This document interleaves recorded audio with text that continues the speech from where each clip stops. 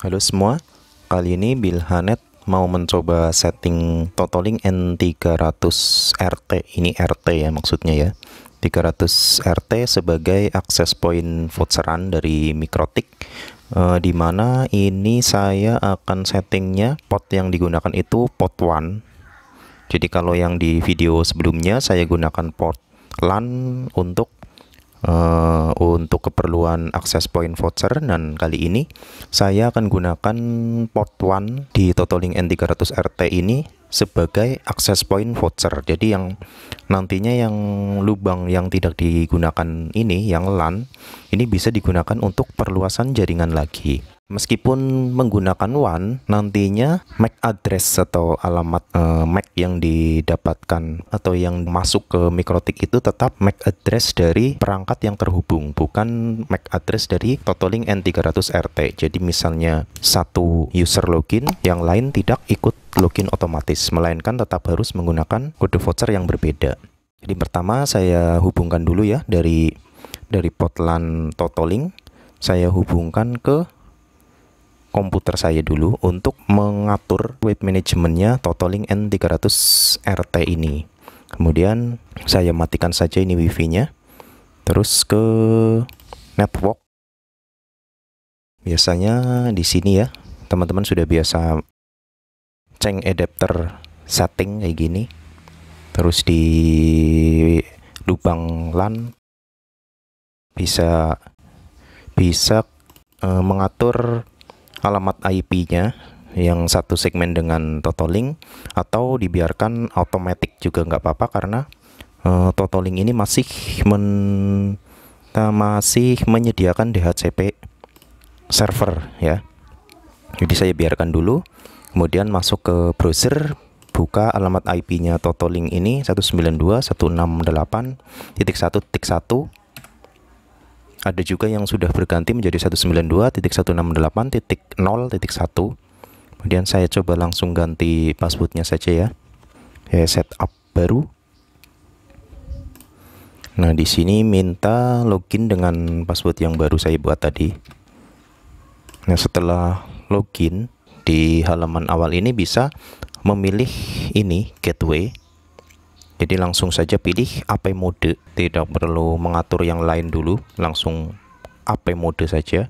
Nah, di sini langsung ganti SSID atau nama WiFi-nya. Misalnya saya ganti Bilhanet berapa ya, buat contoh Bilhanet 27 ya, tanggal 27. SSID-nya Bilhanet 27, kemudian passwordnya dikosongi, bisa apa enggak? Biasanya nggak bisa. Nah, di sini nggak bisa, berarti isi saja dulu 123456778. Kemudian apply. Biasanya Totalink ini langsung restart setiap kali menyimpan. Nah kan, 1 menit. Nah, ini minta login lagi. Saya masukkan passwordnya dan verifikasinya. Setelah masuk ke halaman awal Totalink ini lagi, kita bisa klik tombol Advanced Setup. Terus, nah ini seperti yang tadi di topologinya, dari port LAN di Totalink N300 RT masuk ke komputer.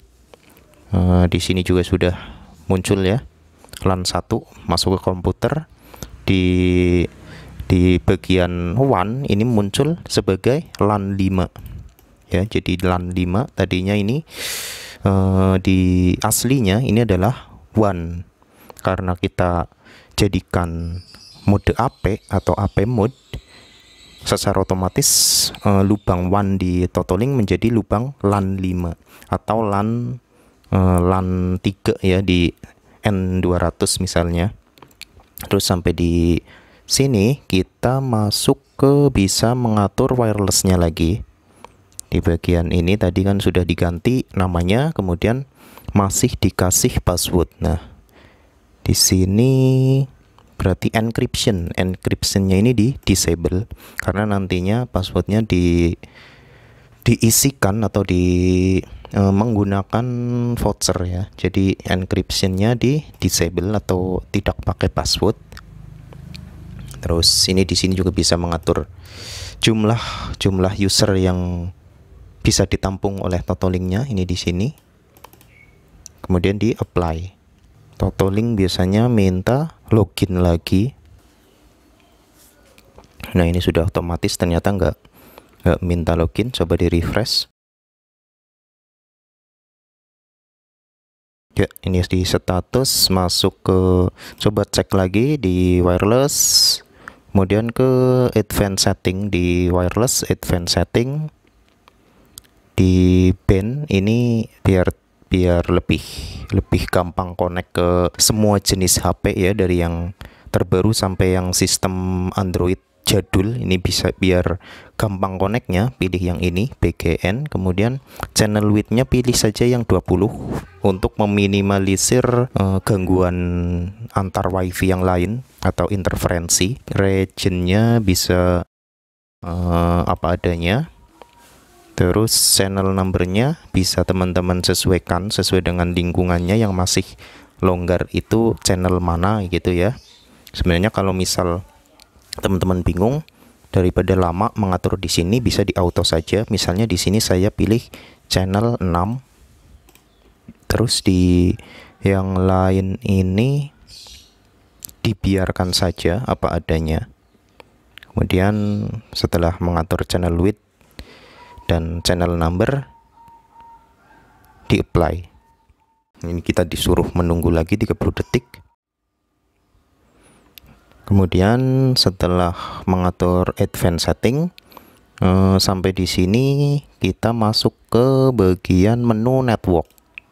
Karena Totolink N300 RT ini akan dijadikan access point voucheran atau hotspot dari Mikrotik, maka di bagian DHCP ini kita disable, bukan memilih klien ya, tapi di disable, karena nantinya alamat IP DHCP-nya itu diberikan langsung oleh Mikrotik-nya.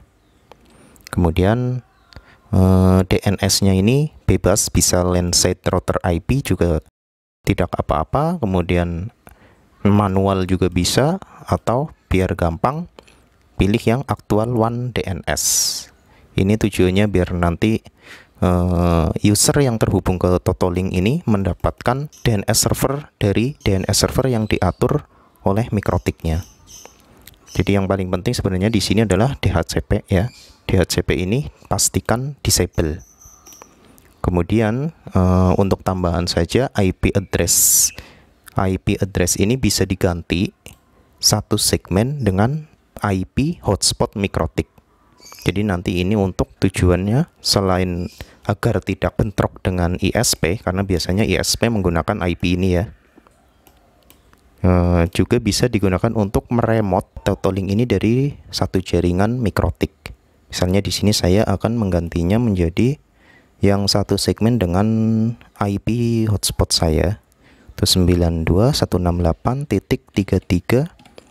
Saya kasih angka 339. Saya copy dulu biar nggak lupa. Kemudian setelah mematikan DHCP dan lain-lain ya seperlunya, klik apply untuk menyimpan.